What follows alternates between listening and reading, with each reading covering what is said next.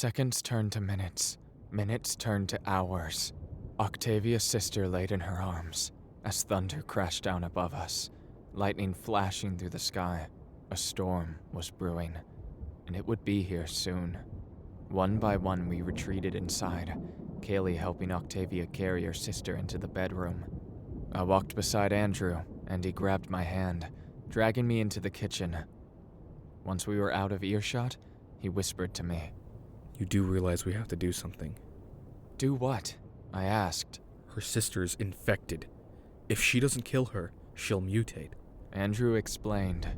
You can't just expect her to kill her sister like that, I told him. Quinn then stepped in, him and the others coming inside. At the moment, it seems like the only option. Failure to put down the girl will lead to the death of possibly herself and everyone else here. The longer the girl is alive, the more she puts us at risk. So you're saying Octavia's sister is a ticking time bomb? He nodded. That is correct. Now, who volunteers to go into that room and shoot her in the head? Nobody is shooting anyone. We all turned to look at her, the 6-foot girl standing in the middle of Octavia's trashed living room. Her tomahawks were clipped back to her utility belt, and she was crossing her arms, glaring at us all. Nice job, dickweed. You got 3 people killed. The girl replied rudely. We got 3 people killed. According to her, you were the bimbo she left to keep those people safe. And I was doing just fine until I opened the door to hear Rick Astley blaring across the entire damn city. She shouted back. Which one of you dumbasses was responsible for the Rickroll? Spencer stepped forward with a grin. Guilty as charged. She sighed, face-palming. Should have known it was a bad idea for her to go out today. Your little distraction woke up every monster in this city, the lurkers included. Lurkers? I asked. Some mutants prefer the dark, hiding inside houses, caves, and dark buildings. Unless they sense prey. The girl explained. So what's the situation here? Octavia only gave us a brief explanation. As thunder crashed across the sky, I looked down the hall and through the doorway where Octavia had taken her sister. Octavia was sitting at her bedside, handing a water bottle to her sister. We locked down this neighborhood and cleared out the surrounding areas. Getting out of this city is tough, though. Those guns Octavia went to find today could have helped us. But it seems you guys screwed that up. She answered, faint tears visible in the corners of her eyes. Andrew turned around, stepping away as he grumbled to himself. Even he knew he was in the wrong. I'm sorry about him. He gets really pissy sometimes. I told her. We just lost one of our own in that stadium, so we're all a little on edge right now. My condolences, but my main priority was to keep her and her family safe. She's like a sister to me, and the one time she goes out and leaves me alone to protect them, they all die. She explained. How did it happen? Space asked. The girl frowned, rubbing her chin with her hand. It just happened. One minute, Damien and I were carrying a sofa over from the neighbor's house to put in the living room, since they sure as hell wouldn't need it. Erin was making lemonade, and her mom was hanging the laundry on the clothesline. And then suddenly, Damien moved the cars to see the commotion, and one of them grabbed him. When one saw him, the rest did too. They stormed the front yard and broke inside like it was nothing. I lost her brother and her mom in the commotion, but they didn't last long. Erin and I were forced into the yard when, well, you know, it was a bloodbath. She described vividly, disturbed by the situation. I'm sorry for what happened, I said, with a frown. And I'm sorry for shouting. I just get really heated sometimes. She replied. I held my hand out to her. Well, I'm Anikan. She took my hand and shook it. Kaylee, I know it's bad out there, so if you want to stay the night, you can. For now, I'm gonna go take a shower. She walked past us down the hallway, entering the bathroom beside Damien's body. I turned to the others and asked Spencer, Space, and Quinn to get some of our stuff before sitting down on the couch and pulling off my own backpack. I set my crossbow and bag onto the table, while Space sat beside me. Andrew then let out a loud groan. Ugh, the entire bag is soaked. Who the hell left this in here? The two of us turned to look at Andrew, who had opened up the medical satchel Quinn was carrying. He pulled out a bloody roll of bandages, tossing it onto the table like it was evidence in a murder case. We stared at it, confused and shocked. It was a long strip of gauze, looking as if it was cut off a roll of bandages and wrapped around a limb of sorts. There was a large splash of scarlet in the center, indicating a wound of sorts. I pulled up my pant leg, but the bandage covering the gunshot wound was still there. It couldn't be Andrew's either. So who? Nobody else had gotten injured, other than Hunter's gunshot wound to the shoulder, and this strip of gauze was certainly not long enough to wrap around his chest a few times. Well, somebody better give me a fucking answer. Andrew shouted. "It's not mine," I said. "And the two of us are the only ones who got hurt," I told him. Well, if nobody here is gonna fess up, that means they're hiding something. He exclaimed. Someone in this room is infected. I looked around at the others, scanning each and every one of them. They all looked fine to me. They weren't sweating, turning pale, or looking sickly at all. They were all right as rain. Well, all except for one. The tearful Maddie stepped forward, looking towards Andrew. His formerly angry expression faded away immediately as he asked her, You aren't... No, I didn't get bit. Hunter did. What? Andrew and I both exclaimed, standing up. How the hell did he get bit? Asked Andrew as he approached Maddie in a fit of rage. He told me the other night. He got bit when we were at the school and he tried to bandage it up, but... Maddie muttered, trying to explain through tears. Andrew grabbed onto Maddie's arm and pushed her against the wall. You knew he was infected, and you didn't fucking tell me? He screamed at the top of his lungs. Andrew was infuriated. Out of everyone in the group, it was always Quinn and Hunter he was close to. The genius he could plan and debate with, and the idiot he could screw around and joke with when he got bored. And now one of them was dead. And she knew. Why didn't you tell us? Andrew screamed. He told me not to. He made me promise not to tell anyone. And he said he'd do it when he was ready. She whimpered, scared of the sight in front of her. I needed to intervene, but when I got close, Andrew simply shoved me to the floor. Before I could get aggressive and rip him off her, his screams attracted the others. Space walked down the hall with Spencer and Quinn trailing behind as they stared at the scene. In a single move, Space knocked Andrew against the wall and off of Maddie. She had been trained in martial arts a while back. What the hell is going on here? Space exclaimed. This bitch knew Hunter was infected, and she didn't fucking tell us. He screamed. Maddie cowered behind Space, her anxiety overtaking her. Wait! He was infected? Spencer questioned. Andrew, back off! If Hunter was a dying man, it was in his right, whether or not he wanted to tell us. Andrew scoffed. Typical. Just fucking typical. Did you ever think that he could have killed all of us? What if he went to sleep last night and didn't wake up? What if he died in his sleep? He would have mutated and killed all of us without making a sound. Hunter wouldn't do that. He's not a coward. If he had told us, maybe he could have survived. A voice whispered. We all turned to Quinn, who was standing awkwardly in the hallway. He began to explain. Last night, I took some time to scour the internet for more information that could pertain usefully in our quest.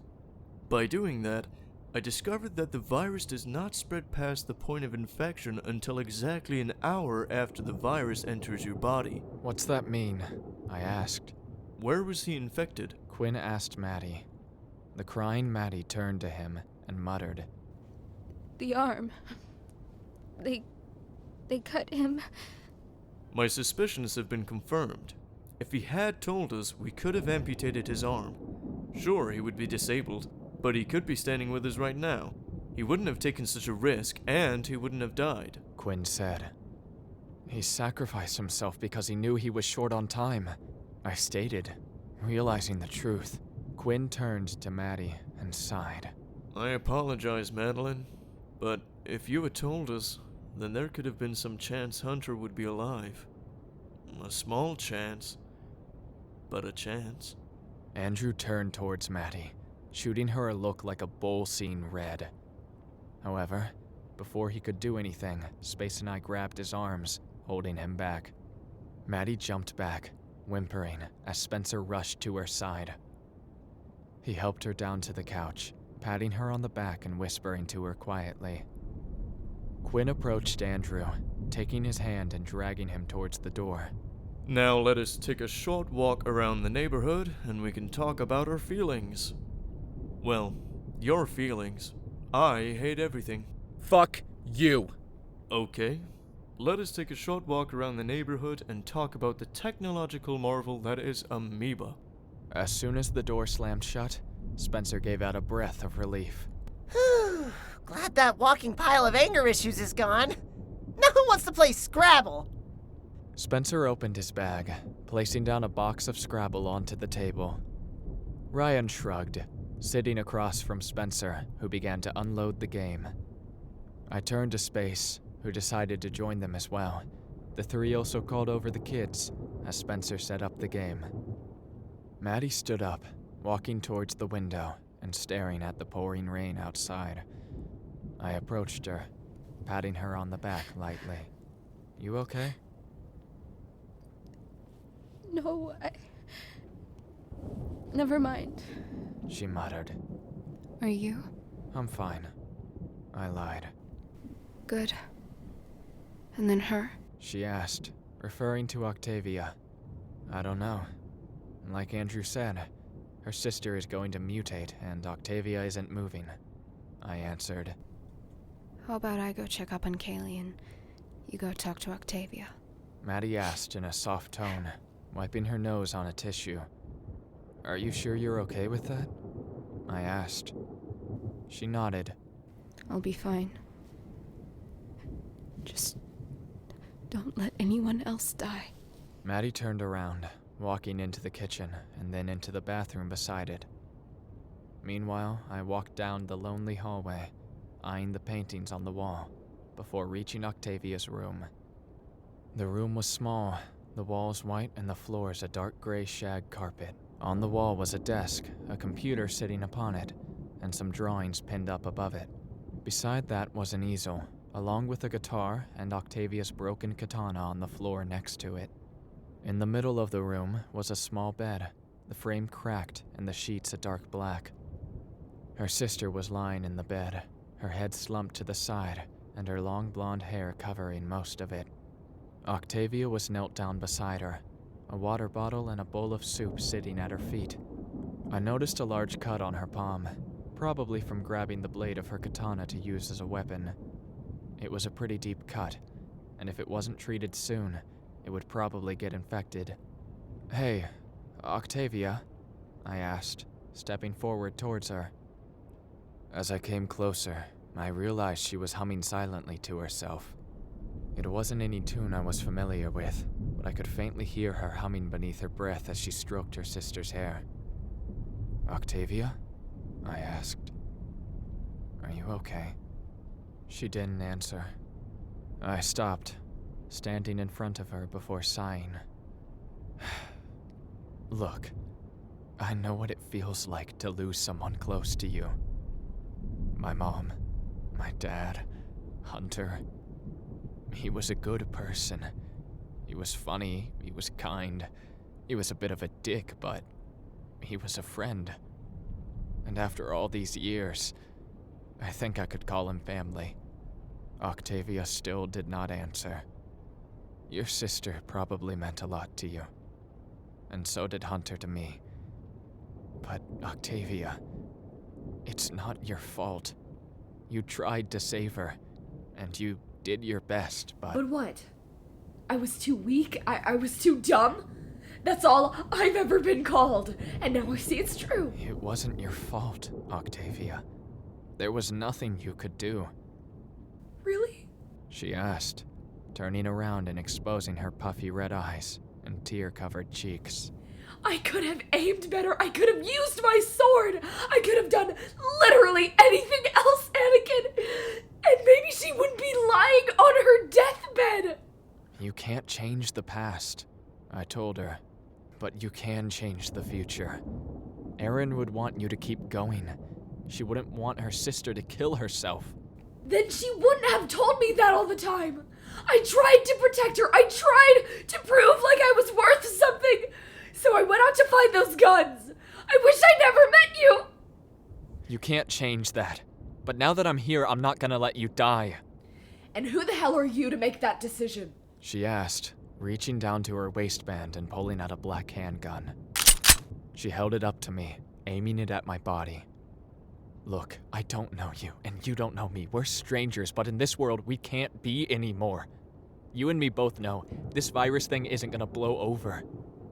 This is the end of the world, and if either of us want a chance to survive, you're gonna have to trust me, just like I trust you.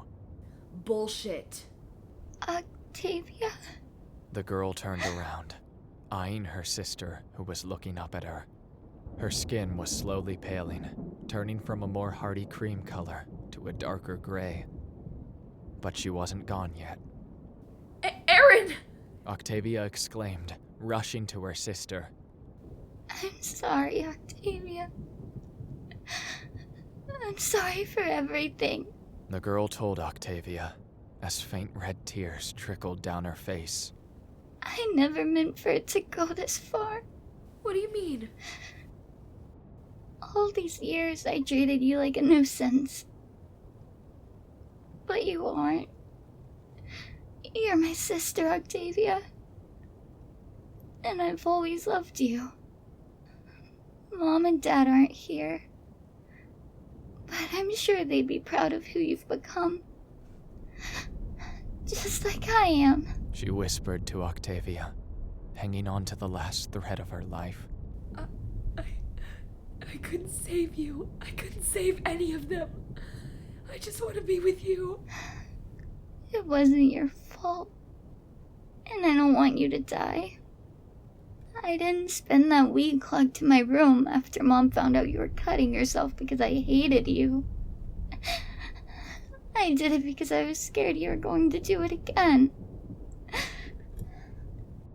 You knew? Mom told me. She was always bad at keeping secrets. But, Octavia, you need to live on. You need to stay alive. And you need to survive all of this, Octavia. For me, for Mom, for Dad, for your family. Stop pushing people out. And keep pushing on. Erin's grip on Octavia's hand loosened, and her sister rested her head down on the pillow. I love you, sis. I love you too, Erin. Please don't. Octavia whimpered as Erin's hand turned limp, dropping from Octavia's grasp. The girl knelt there silently, trying to quiet her sobs and sniffles. Several minutes later, she stood up and spoke to me. Could you give me a few minutes, Anakin, to say goodbye? I nodded, turning around and closing the door behind me.